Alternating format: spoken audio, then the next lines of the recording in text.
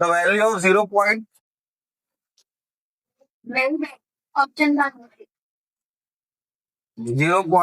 के ऊपर बार। जल्दी बताओ फटाफट।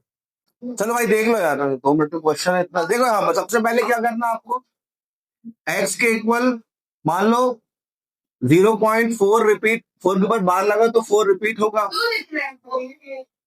सॉल्यूशन बता रहा हूँ लेकिन आपको सबका अपना अपना 4 के ऊपर बार का मतलब ही होता है 4 4 4। अब लिखो चाहे ना लिखो, ठीक है। अब क्या करा हमने, कितने नंबर यहाँ रिपीट हो रहे हैं, एक नंबर रिपीट हो रहा है, तो 10 से मल्टीप्लाई कर दो तो हो जाएगा 10x is equals to 4.444। Equation number 2, equation 2 और इक्वेशन 1 को सब्ट्रैक्ट कर दो तो 10x माइनस एक्स हो जाएगा 9x is equals to 4 minus 0 4, और पॉइंट के बाद सभी हो जाएंगे 0, तो x इज इक्वल्स टू हो जाएगा 4/9।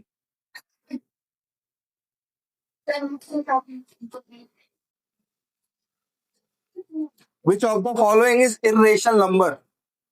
Which of the following is irrational number? जिससे पूछो वही बताना भाई, है ना, संबंध बता देना। पहला ऑप्शन, दूसरा ऑप्शन √12/√3, तीसरा ऑप्शन है √7 और चौथा ऑप्शन है √81। Which of the following is irrational number?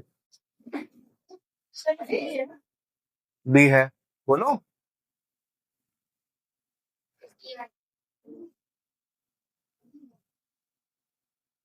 बोलो बेटा, क्यों √7, क्यों बाकी सब क्यों नहीं? क्योंकि बाकी इसका फॉर्म मैं बता रही ना, क्योंकि बाकी जितने आपने लिखे हुए हैं ना वो सब उसके फॉर्म में है। P अपॉन Q और Q 0 के इक्वल है। पहला 2/3 लिख सकते हैं, दूसरा का पता नहीं, और लास्ट वाला जो है वो 9 था।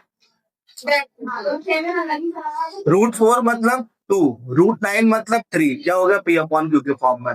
अगला √a/√b को हम लिख सकते हैं √a/b। जब ऐसा लिखेंगे तो कितना हो जाएगा, ये हो जाएगा होल √12/3, मतलब 3 4 जा। √4 मतलब कितना आ जाएगा 2, √4 सॉल्व करने पर कितना आ गया ये 2। और तीसरा √7 कुछ नहीं कर सकते इसको, और चौथा जो है ये 81 है, ये 81 9 का। तो ये सभी पहला दूसरा तीसरा कैसे हैं, रेशनल, और ये कैसा नंबर है, irrational. The product of any two irrational number is, the product of any two irrational number is, पहला ऑप्शन है ऑलवेज एन इरेशनल नंबर, दूसरा है always a rational number, always an integer, always an integer, और चौथा option है some time rational some time irrational. ऐसा होता है ना एमसीक्यू में कि सर 3 एक जैसा होता है, एक अलग होता है, वही आंसर होता है, इसमें आंसर बोल के ऑप्शन सी बी और डी। बी और डी नहीं होता दीदी, एक ऑप्शन होता है, एक ऑप्शन, एक एक करके बोल दो, एक एक आपका हो गया दीदी, आप बोलो। B option, D. रीजन पता है कुछ के, फिर अभी तुक्के लग रहे हैं, सही बताना हो, तुक्के वाले सब तुक्के, सब तुक्के बोल रहे हो कुछ, कौन सा? सी बोलिए। बी ऑप्शन, तो ऑप्शन है भाई some time rational some time irrational. जब दो इरेशनल नंबर का प्रोडक्ट किया जाए, जैसे कि √2 है, ये कैसा नंबर है, एक इरेशनल नंबर है, और मान लीजिए 3√2 है, 3√2 कैसा नंबर है, इरेशनल नंबर। दोनों को प्रोडक्ट करो, करो भाई, कितना है √2 2 2 3 जा, कैसा नंबर है ये 6, रेशनल है। जरूरी थोड़ी ना है, इरेशनल भी हो सकता है और रेशनल भी हो सकता है। सम जो होता है, दो इरेशनल नंबर का सम हमेशा कैसा होता है, इरेशनल। हेलो, दो इरेशनल नंबर का सम हमेशा इरेशनल, और दो इरेशनल का प्रोडक्ट, सॉरी जो सबट्रैक्शन है वो भी कैसा होता है, इरेशनल। नेक्स्ट क्वेश्चन को जी, how many digits are there in the repeating block of digits in the decimal expansion of 17/7? मतलब बताओ आप लोग। 1 अब मैं मतलब बता दूंगा तो आप लोग आंसर 2 मिनट बता देंगे। सर 7/7 कुछ चीजें होती है जिनके मतलब क्वेश्चन के सॉल्यूशन में बताए जाते हैं, ध्यान रखिएगा, क्योंकि उनका एक ही तो मतलब होता है और वही बता दो तो फिर क्वेश्चन का मतलब नहीं है। सर 17/7 दीदी 7/7 ऑप्शन लिखो, आप लोग लिखो, ऑप्शन लिखो। 2 मिनट पहला ऑप्शन है 16, है दूसरा ऑप्शन है 6, तीसरा ऑप्शन है 26, चौथा ऑप्शन है 7। सर अगेन वही चीज़ 7/7 दीदी मेरे को ना सॉल्यूशन चाहिए आपसे, मैं सही बता रहा हूँ। ऑप्शन मैंने इसलिए दिए ताकि आप लोग अराउंड कुछ बोल पाओ, ये तो ऑप्शन में कभी देता नहीं, यहाँ पे ध्यान रखिएगा। सिर्फ इसलिए दिए ताकि आप कुछ भी ना बोलो। करना क्या हो 17/7 क्वेश्चन क्या है आपका? बोलना क्वेश्चन क्या था? How many digits are there in repeating top of digit in decimal expansion of 7? इसके डेसिमल एक्सपेंशन में कितने नंबर जो है ना वो रिपीट होंगे, ठीक है? तो वो क्या कैसे निकालोगे आप कि 17 को किससे डिवाइड करोगे आप? 7 से। 7 2 जा 14, शांत रहना भाई। 3 पॉइंट लगा दिया 0। 7 4 जा 28, 2 0, 7 2 जा 14, कितना हो गया 6 0, 7 8 जा 56, कितना हो गया 4 0, 7 5 जा 35, कितना 5 फिर 0, 7 7 जा 49 1 फिर 0 लगा दिया, 7 1 जा 7, कितना हो गया 3 फिर 0, 7 4 जा 28। गौर से देखो आप, यहां से लेकर यहां तक जो है 4 2 8 5 7 1, और अब यहां से फिर से आप, क्योंकि 30 देखो कहाँ है, यहाँ 30 आया था, अब 30 के बाद फिर से यही सीरीज चालू हो जाएगी, मतलब फिर अगला क्या नंबर आएगा इसके बाद 2, फिर अगला 8, फिर 5 7 1, फिर क्या आएगा 4 2 8 5 7 1। इतने नंबर क्या हो रहे हैं यहाँ पर, रिपीट हो रहे हैं, मतलब 1 2 3 4 5 6 नंबर रिपीट हो रहे हैं, तो आंसर कितना हो जाएगा 6 हो जाएगा। लिखो नेक्स्ट क्वेश्चन, पॉलिनोमियल का है नेक्स्ट क्वेश्चन, ठीक है?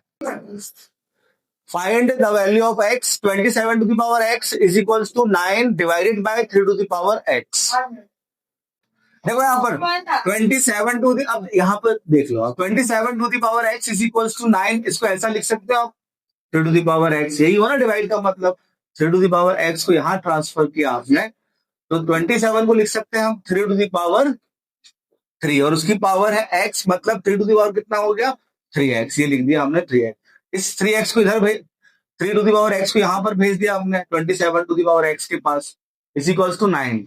3 टू दी पावर कितना हो जाएगा, जब बेस सेम है मल्टीप्लाई का साइन में पावर क्या हो जाती है ऐड, तो 3x plus x 4x is equals to 9 को लिख लो 3 टू दी पावर 2। जब बेस सेम होता है और बीच में इक्वल का साइन है तो पावर भी आपस में कैसे हो जाती है इक्वल। हाँ जी, तो x इज इक्वल टू कितना हो जाएगा 2/4, मतलब 1/2। ये चीज ध्यान रखना, जब बेस सेम हो तो यहाँ से पावर को इक्वेट किया जाता है, ठीक है? दीदी मैं आपको करवा क्यों रहा हूँ, क्योंकि वहां जाके आप जो क्वेश्चन करो वो तुक्के ना लगाओ, सही करो।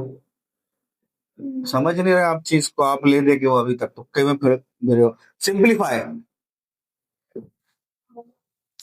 ऑप्शन लिखो भाई इसके फटाफट, ऑप्शन लिखो। पहला ऑप्शन है 1/16,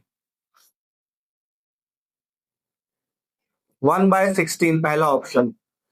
दूसरा ऑप्शन है 1/256, तीसरा ऑप्शन है -1/256, और चौथा ऑप्शन है 256। काय को दे दिया मैंने ऑप्शन यार, तो इसका सॉल्यूशन है आपके पास बेटा, आप सॉल्यूशन करके मुझे आंसर दो आप। 16 टू दी पावर 2/6 और उसकी पावर है कितनी -4/6, मतलब जब पावर के ऊपर पावर होती है तो पावर का क्या हो जाता है मल्टीप्लाई हो जाता है, पढ़ा है ना आपने law, a to the power m to the power n is equal to a to the power m into n, मतलब 5 से 5 कट तो 16 की पावर कितनी बची -2, -5 है ना, मतलब यहाँ -1 बचेगा। अब 16 की पावर -2 मतलब किसी की पावर अगर नेगेटिव होती तो उसका क्या हो जाता है, रेसिप्रोकल हो जाता है। तो कितना हो जाएगा 1/16 टू द पावर 2 और 16 का स्क्वायर कितना होता है 256। नहीं नहीं गलत है आपको, ये आना चाहिए ऑप्शन 1/256। हाँ इसलिए तो बोल रहा हूँ गलत है आपका। लिखो अगला क्वेश्चन 64/125 अपॉन 125 नो ऑप्शन। देखो जिसको लॉज याद नहीं है वो लॉज देख ले यहाँ पर है ना, a to the power m into a to the power n is equals to, जब बेस सेम हो पावर, अब देखो मैं कोई सीरीज वाइज नहीं बता रहा हूँ, जो याद आते जा रहा है उस हिसाब से बता रहा हूँ। तो जब बेस सेम हो और बीच में मल्टीप्लाई का साइन हो, पावर कैसी अलग अलग है, मतलब a टू द पावर क्या हो जाएगा m प्लस n। जब बेस सेम होता है और बीच में मल्टीप्लाई का साइन हो तो पावर क्या हो जाती है ऐड। जब बेस सेम हो और बीच में डिवाइड का साइन है तो पावर क्या हो जाती है सब्ट्रैक्ट। पावर के ऊपर पावर होती है तो पावर का क्या हो जाता है मल्टीप्लाई। किसी की पावर अगर नेगेटिव होती है तो इस नंबर का क्या हो जाएगा रेसिप्रोकल, पावर हो जाएगी पॉजिटिव। यहाँ 1 की इसलिए क्या लगाया है, कुछ नहीं लगाया। अगर 2 होता तो -2 की जगह कितना जाता +2। आया समझ में। और किसी की पावर अगर 0 है उसका मतलब कितना होगा answer 1। a to the power m into b to the power m। अब आप देखोगे तो यहाँ पर बेस अलग है लेकिन पावर कैसे है सेम है और बीच में मल्टीप्लाई का साइन है तो power a into b to the power m। a to the power m divided by b to the power n तो हो जाएगा a divided by b whole power m है ये है ना m। और कुछ मिस कर रहा हूँ बोलो बोलो बोलो। अरे तो डिवाइड का मतलब तो वही हुआ ना a to the power m upon a to the power n। इसका मतलब और इसका मतलब सेम ही तो डिवाइड। देखो भाई यहाँ पर 64 को हम क्या लिख सकते हैं पावर के फॉर्म में। देखो हम मुझे बोल रहे दो, जब आपसे पूछा जाए तो मैं आपको बोल दूंगा, आपका नाम लेके बोल दूंगा मैं। 64 को हम लिख सकते हैं 8 का स्क्वायर और हम लिख सकते हैं 4 टू द पावर 3। दोनों चीजें लिख सकते हैं। लिखेंगे क्या वो कैसे पता चलेगा, यहाँ पर जो पावर है उसका डिनोमिनेटर देखो आप क्या है, तो हम लिखेंगे 4 टू द पावर 3। 125 को कितना लिख सकते हैं 5 टू द पावर 3, बस और कुछ नहीं लिख सकते। ठीक है तो हो जाएगा 5 to the power 3 whole power -2/3। अभी मैं एक प्रॉपर्टी पढ़ाई है मैंने आप लोगों को, कौन सी, कि जब बेस कैसे हो अलग अलग हो a to the power m sorry divided by b to the power m। ये बेस कैसे अलग अलग है पावर कैसे है सेम है, मतलब हो जाएगा a डिवाइडेड बाय b की होल पावर क्या हो जाएगी m। मतलब इसको अपॉन में आप कर सकते हो तो ये आएगा 4 to the power 3 upon 5 to the power 3 को लिख लेंगे 4/5 की होल पावर 3 और उसकी पावर कितनी है -2/3। और अभी एक प्रॉपर्टी पढ़ाई है कि पावर के ऊपर पावर तो पावर का क्या हो जाएगा मल्टीप्लाई। तो अब एक स्टेप नहीं लिख रहा हूँ और यहीं पे मैं क्या लगा दे रहा हूँ मल्टीप्लाई। 3 से 3 क्या हो गया। अब 4/5 की पावर कितनी है -2। किसी की पावर नेगेटिव होती तो क्या हो जाता है उसका रेसिप्रोकल, तो इसका रेसिप्रोकल क्या होगा 5/4 और रेसिप्रोकल के बाद पावर कैसी हो जाएगी पॉजिटिव हो जाएगी मतलब +2 हो जाएगा। अब 5 की पावर 2 कर दो और की पावर 2 तो कितना हो जाएगा 25/16। What is the degree of the polynomial x + 1/x। What is the degree of the polynomial. ये होल में नहीं है ना अलग अलग। मैं आपको हर क्वेश्चन के पीछे लॉजिक बता रहा हूं तो उसको ध्यान रखना, आपको यही चीज समझो आप। अब ये नहीं कर सकते दीदी तो फिर पूरा पढ़ना पड़ेगा आपको, बहुत दिक्कत में पड़ जाओगे। कितने दिन बचे हैं भाई पेपर के, दिसंबर तो खत्म है, आ गए सेंटा बाबा, 5 दिन बचे हैं बस। जनवरी बची है मेरे हिसाब से, फरवरी तो ऐसी खेल में निकल जाएगी। जनवरी में तो majority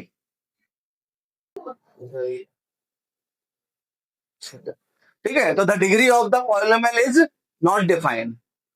because this is not a polynomial. तो ये वन हुआ ना इसके लिए. है ना ऑप्शन 1 नॉट डिफाइंड भी है. ये पॉलिनोमियल नहीं है. पहले वेरिएबल कभी फ्रैक्शन में नहीं होता. एक एक्सप्रेशन जो है वो पॉलिनोमियल कब नहीं होता, जब फ्रैक्शन में और रूट में ना. जब उसका वेरिएबल फ्रैक्शन में हो, मतलब 1/x. जब उसके वेरिएबल की पावर अगर नेगेटिव में हो, ठीक है, जब वेरिएबल रूट में हो, तो ऐसी कुछ कंडीशन है जहां पर पॉलिनोमियल नहीं होता. जीरो पॉलिनोमियल होता है जिसकी डिग्री होती है नॉट डिफाइंड. ध्यान रखिएगा, degree of zero polynomial is not defined. How many zero of cubicle polynomial? भाई साहब वेरिएबल जो है यहाँ पर कैसा अपॉन में है, ये फ्रैक्शन, ये पॉलिनोमियल ही नहीं है. ये पॉलिनोमियल नहीं है. अब जो पॉलिनोमियल ही नहीं तो उसकी डिग्री हो ही नहीं सकती, मतलब नॉट डिफाइंड है. किन किन कंडीशन में पॉलिनोमियल नहीं होगा? एक एक्सप्रेशन जिसमें वेरिएबल कहाँ हो, अपॉन में हो, नीचे वेरिएबल की नेगेटिव हो पावर, और फ्रैक्शन में हो. पावर अगर फ्रैक्शन में होगी तब भी वो नहीं होगा, ध्यान रखना. फ्रैक्शन में है पावर तब भी नहीं होगी वो, और रूट में हो तब. ये इन कंडीशनों में पॉलिनोमियल नहीं होगा, मतलब ये पॉलिनोमियल नहीं है तो उसकी डिग्री क्या हो जाएगी? Not defined. अगला है अगला क्या बोला था मैंने? What is the degree of the cubic polynomial? Cubic polynomial की डिग्री कितनी होती है? 3 होती है डिग्री, क्योंकि उसकी हाईएस्ट इस तरीके से होता है: a x⁻³ plus b x² plus cx plus d. ये क्या होता है? क्यूबिक पॉलिनोमियल का स्टैंडर्ड फॉर्म है. तो इसकी डिग्री कितनी है? 3, हाईएस्ट पावर वेरिएबल की. विच ऑफ द फॉलोइंग, नहीं ये नहीं बन जाएगा आप लोगों से. विच ऑफ द फॉलोइंग, आप तो बताइएगा मुझे इसका आंसर.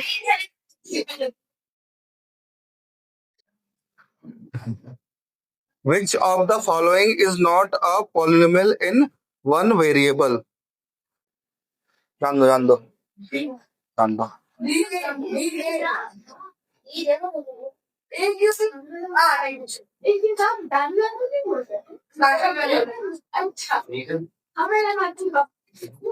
यहाँ एक वेरिएबल है y, यहाँ पर भी एक ही वेरिएबल है y, यहाँ पर भी एक ही वेरिएबल है z.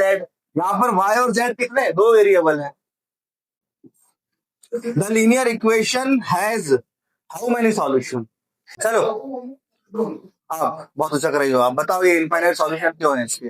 क्योंकि x की वैल्यू कुछ भी कितनी बार भी रख सकते हैं, y की भी रख सकते हैं, तो क्या संख्या वैल्यू बढ़ाई गई है.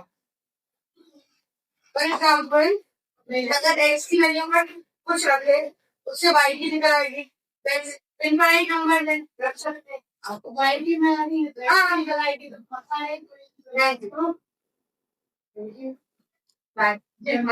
The equation has infinite solutions. x, y ये होता है सॉल्यूशन, है ना. अब यहाँ x की जितनी वैल्यूज आप पुट करोगे y की उतनी वैल्यूज नहीं आएगी. तो ऐसे कितने सॉल्यूशन हो जाएंगे? ऐसे अनगिनत, infinite. The equation 2x plus 5y is equals to 7, यही है क्या? The 2x plus 5y is equals to 7 has a unique solution.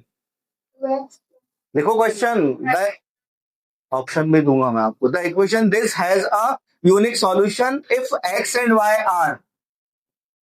जिससे पूछो वो बताना भाई. If x and y are, देखो पहला नंबर, पहला ऑप्शन y आर, पहला option. Positive real number, natural number, rational number. क्यों भैया? Positive real number, natural number और नेचुरल. आंसर सही ऑप्शन है नेचुरल नंबर. ठीक है,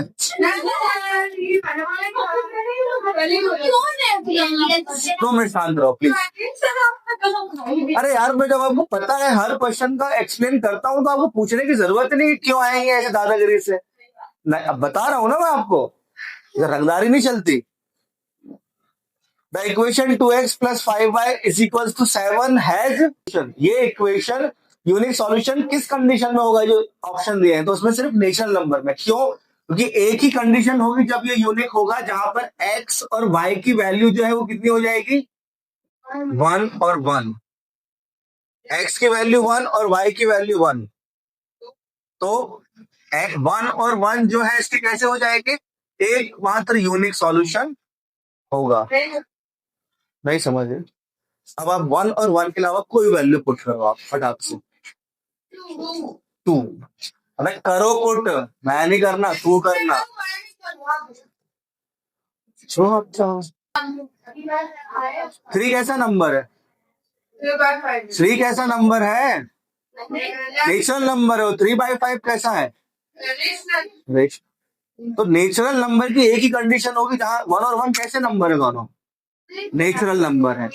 आप जो भी पुट करोगे कभी भी नेचुरल नंबर दोनों कंडीशन में नहीं मिलेगा आपको, एक्स और वाई नेचुरल सिर्फ इसी कंडीशन में मिलेगा। आप पुट करके देख सकते हो आराम से घर पे बैठ। समझ में आया? नहीं करोगे इसलिए मैं दूसरा क्वेश्चन दे रहा था। If 2, 0 is solution of linear equation 2x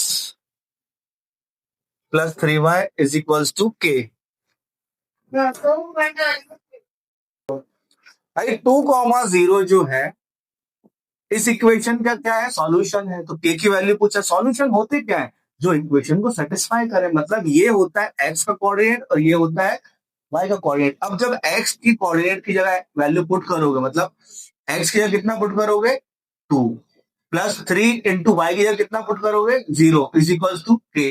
2 2 4, 3 into 0 0 हो जाएगा। तो के की वैल्यू क्या हो जाएगी, क्या समझ में? ये सब इस टाइप के जितने भी ऐसे ब्रैकेट्स में लिखे होते हैं ना, ये सब क्या होते हैं, इक्वेशन के सॉल्यूशंस होता है। The equation x is equals to 7 in 2 variable. The equation x is equals to 7 in 2 variable can be written as. आपको 2 वेरिएबल में लिखकर बताना है, कैसे लिखेंगे लिखकर बताना, बोलना नहीं सर। देखो भाई, x इज इक्वल्स टू 7 जो है इसको 2 वेरिएबल में कैसे लिखेंगे, स्टैंडर्ड इक्वेशन होती है ax plus b y plus c is equals to 0। आप देखोगे इस इक्वेशन में, इधर देखो दीदी, अब समझा रहा हूं तो x इज इक्वल्स टू 7 में y तो है ही नहीं कहीं पर।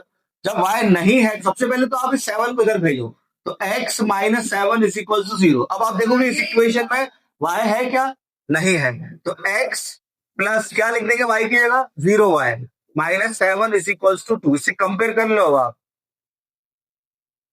ये है इक्वेशन एंड 2 वेरिएबल। जो भी टर्म नहीं होगी उसको 0 के साथ लिख देना। अगर कांस्टेंट नहीं होगी तो सिर्फ उसकी जगह क्या लिख देना 0। अगर x की टर्म नहीं होगी तो उसके साथ 0x लिख देना। Sign of abscissa and ordinate of a point in second quadrant are. बताओ दीदी जल्दी, साइन बताओ, बोलो आंसर बोलो। Sir minus minus minus plus minus minus minus plus लिख चुका, minus plus plus minus. Second quadrant ये है फर्स्ट क्वाड्रेंट, ये है सेकेंड क्वाड्रेंट। सेकेंड क्वाड्रेंट ये नेगेटिव होता है एक्स आपका, और y कैसा होता है पॉजिटिव। तो x हो गया नेगेटिव, y हो गया पॉजिटिव, मतलब माइनस कॉमा प्लस, पहला ऑप्शन राइट। अगला है abscissa of all point, abscissa of all point on x axis is. Option दूंगा अभी मैं, पहले आप लोगों का देख तो लो आपके दिमाग में क्या चल रहा है, फिर ऑप्शन भी दूंगा, मत घबराओ। अब ऑप्शन लिख लो आप लोग, है ना। 0 पहला ऑप्शन, दूसरा 1, तीसरा 2, तीसरा एनी नंबर, है ना। एनी नंबर हो सकता है। ऑप्शन बोला था ना मैं, ऑप्शन देख के बताऊं। हाँ तो इसलिए तो कुछ बोला नहीं मैंने आपको। नेक्स्ट क्वेश्चन, तो एनी नंबर कोई भी नंबर हो सकता है वो, है ना, नेगेटिव पॉजिटिव इंटीजर, फ्रैक्शन भी हो सकता है, इसलिए इंटीजर प्रॉपर आंसर नहीं होगा इसका। Ordinate of all point on x axis, आप दोगे इसका पहला, आप लोग कुछ नहीं बोलोगे। Ordinate of all point on x axis is, ordinate of all point on x axis is, ये पढ़ा ना। कोऑर्डिनेट पढ़ा है, ये होता है एब्सिसा, ये होता है ऑर्डिनेट। मुझसे बोलो बेटा। 0 जीरो, जीरो। क्या क्वेश्चन क्या था? Ordinate of all point on x axis पे वाई की वैल्यू कितनी होगी? हमेशा जीरो ही होगी भाई, है ना? तो जिसने जीरो कहा वो सही है, एनी नंबर नहीं होगा यहाँ पर। If two triangles are congruent which of the following statement is true? हाँ, पहला option their corresponding angles are equal, ठीक है। दूसरा ऑप्शन है their corresponding sides are equal. तीसरा ऑप्शन है बोथ ए एंड बी। और चौथा option none of the above. जब दो ट्राइंगल्स कॉन्ग्रुएंट होंगे तो उसकी करस्पॉन्डिंग साइड्स भी इक्वल होंगे और उसकी करस्पॉन्डिंग एंगल्स भी इक्वल होंगे, तो आंसर हो जाएगा both A and B. Which of the following is not a valid congruency criteria? Which of the following is not a SSA? SSA answer ही लिख लो सीधा, SSA। आप सही बोला उसने, वही ऑप्शन में था भी इसलिए SSA बोल दिया। If two right triangle have their hypotenuse and one leg equal, which congruence criteria apply? RHS। ये भाई दो राइट ट्राइंगल है, ठीक है, इनका if two right triangle have their hypotenuse and one leg, शांति, दो राइट ट्राइंगल है मतलब ये 90 डिग्री बनाएंगे और इनके हाइपोटेनियस और एक लेग कोई भी, मान लीजिए ये दोनों है इक्वल, तो कौन सा क्राइटेरिया लग जाएगा इसमें? RHS।